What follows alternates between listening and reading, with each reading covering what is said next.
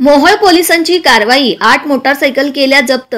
Mohol police ठाण्याच्या गुन्हे प्रकटीकरण शाखेने मोटारसायकल चोरणाऱ्यास अटक केली असून त्याच्याकडून चोरीच्या 3,20,000 रुपयांच्या 8 मोटारसायकली जप्त केल्याची माहिती पोलीस निरीक्षक सुरेश कुमार राऊत यांनी दिली।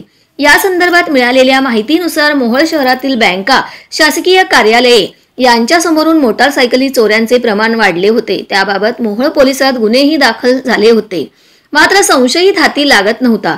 दरम्यान दिनांक 4 मार्च 2023 रोजी मोहोळ शहरातील IDBI बँकेसमोरून योगेश विठ्ठल रोडगे राहणार रेल्वे स्टेशन मोहोळ यांची मोटारसायकल चोरीस गेली होती। त्याबाबत त्यांनी मोहोळ पोलिसात फिर्याद दाखल केली होती। त्याचा तपास पोलीस हेड कॉन्स्टेबल दयानंद हेगळे करीत होते।